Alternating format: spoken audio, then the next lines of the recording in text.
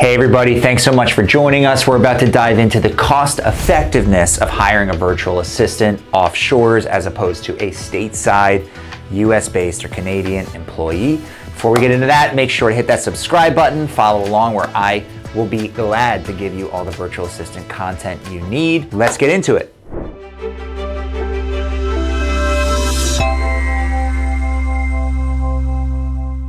All right, my name is Ethan Ostroff. I'm the CEO and founder of Attorney Assistant. Through Attorney Assistant and TKO, my staffing companies, we have placed over 530 virtual staff members. So we know a little thing about growing through virtual staff and why that makes sense, how you can benefit, and what the cost savings is on that. So from a basic sense, we not only save costs, but we get more output from the same amount of hours through our virtual staff members.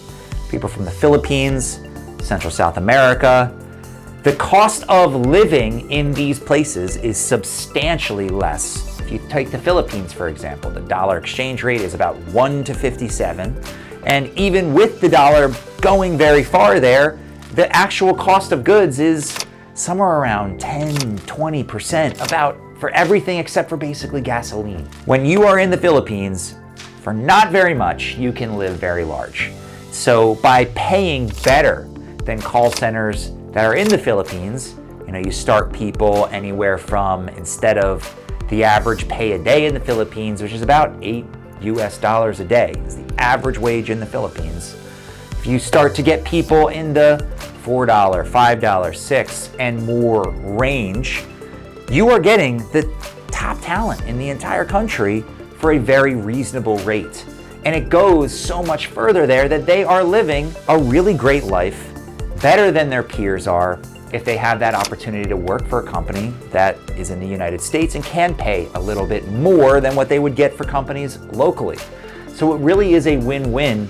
Both the US company can hire people from anywhere from $15,000 to $20,000 to $25,000 a year, payroll tax, compliance, benefits, all those things included, where the same person in the United States might be 30, 40, 50, 60, 70, 80, 90. I have people on my team who are in tech operational roles who could command $100, maybe more, $1,000 in certain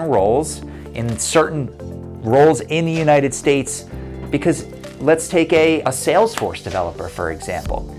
In the United States, to get that kind of consulting is around $200 an hour. You can find somebody to do Apex development work through Upwork for, as low as $5, $10, $15 an hour. This is the kind of stuff where you find specialized, hardworking, detailed employees at a fraction of the cost. So from a pure A-B comparison, you can give a better life for substantially less to someone who will appreciate it by working with virtual staff members, or you can work with stateside people who are making way less than their peers in jobs that typically virtual members are better suited for, like back-end admin roles or executive assistant roles or some sort of scheduling role or an intake role.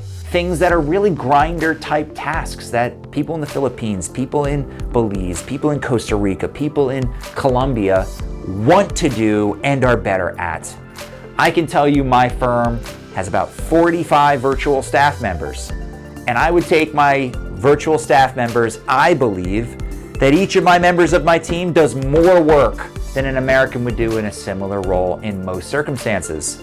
Just let that sink in. They may cost 20, 25, 30, 35% of what the Americans would cost in that role, and I'm getting more output.